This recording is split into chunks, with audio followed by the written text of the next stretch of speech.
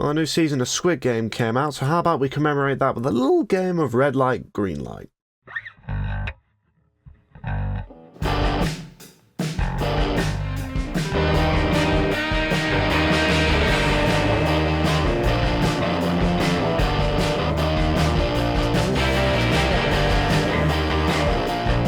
Alright, ladies and gentlemen, welcome back to the channel today. My name is the Crimson Wolf, and welcome back to Let's Talk Chelsea. We're getting another one of these out. Basically, the premise for this video, possibly explained in the title, is just basically me going through holes where I believe they exist in the first team. So I'm going to go through what, in my opinion, is our best first 11 and discuss where I think we could make improvements, where I think we need improvements, where I think we are fine and we don't really need to be looking for first team players, because obviously first team players are a lot harder to get hold of than backup players because they tend to cost quite a lot more. As we know, we pay 200 million for our midfield pivot, so we should know that pretty well. But yeah, I'm going to just jump straight into this one. So on screen now, you should be looking at a graphic that displays what I believe, in my opinion, is our best 11 when everybody is fit and available, which is Robert Sanchez in goal, a back four of Reece James, Marc Cucurella, Levi Colwill and Wesley Fofana, a midfield pivot of Enzo Fernandez and Moises Caicedo, with Cole Palmer in the number 10, Pedro Neto on the right, Jadon Sancho on the left, and Nicholas Jackson up front. And basically we're going to go from the bottom of the pitch to the top and highlight where I think there are possible improvements in the squad. So we start with Sanchez.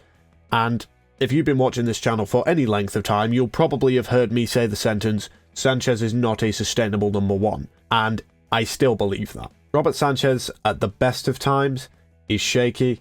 He can be very, very good. He's made some brilliant saves for us this season. But the number one thing that always makes me worry about Robert Sanchez is his distribution.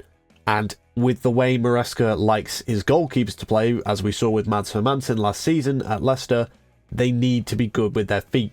And Robert Sanchez, while he can be good with his feet, it is possible, it's never consistent. You never know whether he's just going to pass it straight to an opposing player, punt it out to the sidelines for a throw-in, punt it straight to an opposing player up the other end of the pitch. You never know.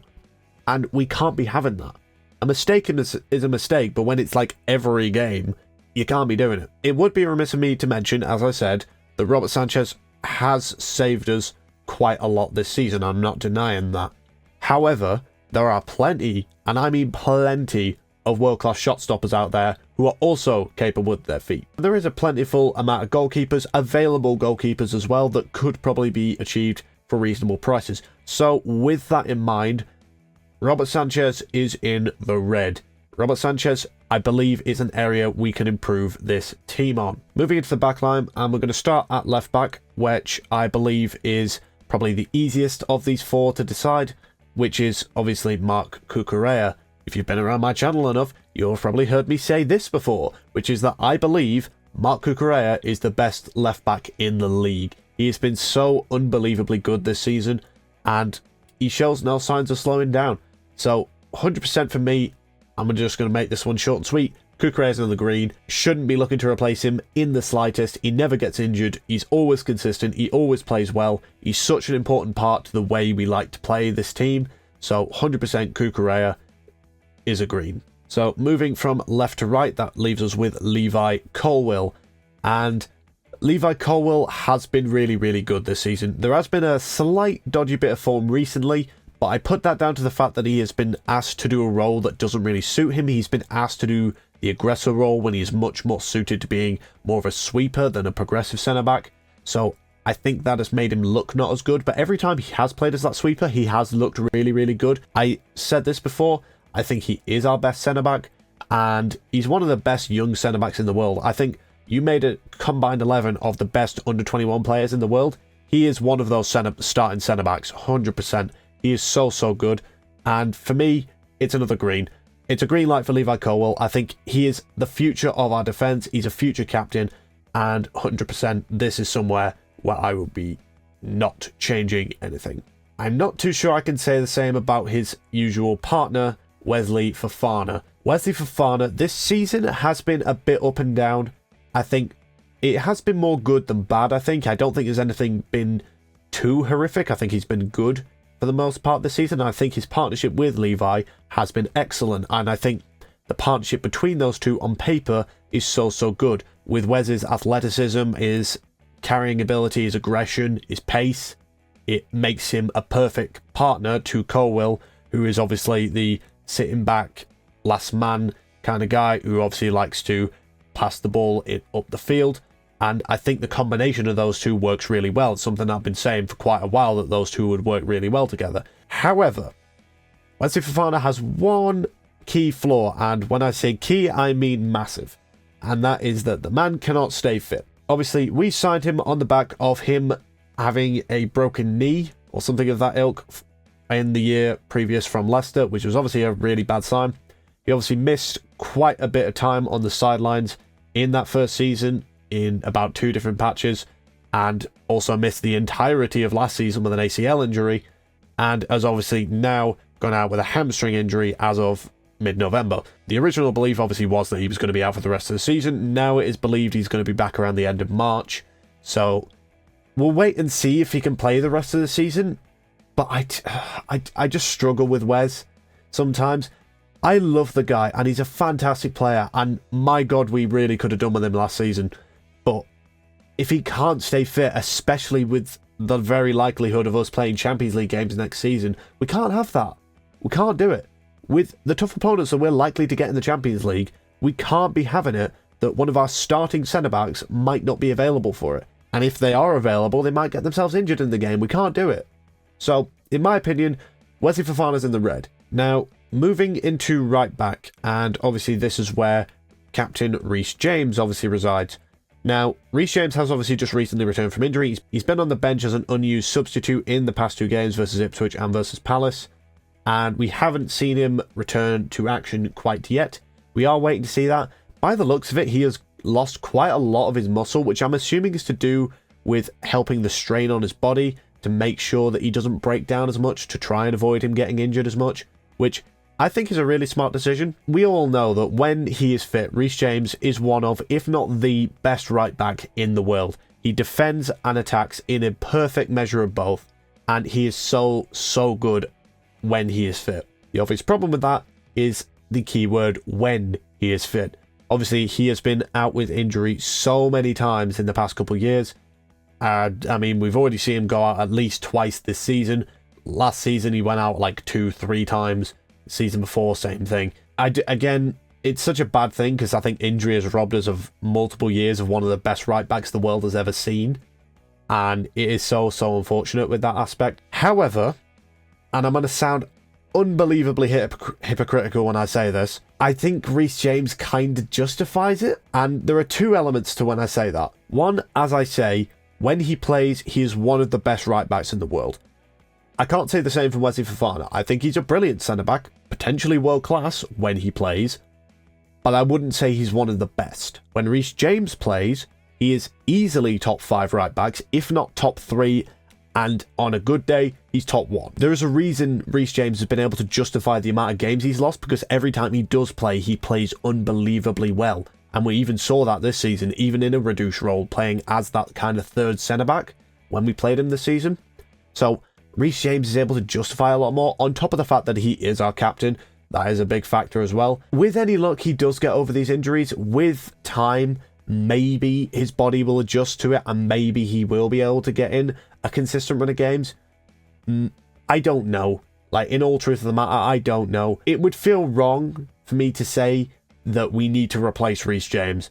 That just feels too wrong for me. I don't particularly like saying it about Wesley Fofana, but about Reece James, I can't bring myself to do it, and considering what he does bring to the team when he is available, Reece James is going to be a green light. Now, moving into the midfield pivot of £100 million players, which obviously consists of Enzo Fernandez and Moises Caicedo, and pretty much like Cucurella, short and sweet, they're both green lights. Moises Caicedo has been the best midfielder in the Premier League this season, so I would be an absolute fool to suggest if we were going to replace him. That would be so dumb if I suggested we needed to replace him. We obviously don't, and he never gets injured as well. And considering that he plays more full 90s than any other player in our squad, and usually has a long-ass trip back and forth between South America for international duties, that's unbelievably impressive. And the exact same thing can be said about Enzo Fernandez. This man plays unbelievably well. He's in the form of his life right now. He's obviously our vice captain.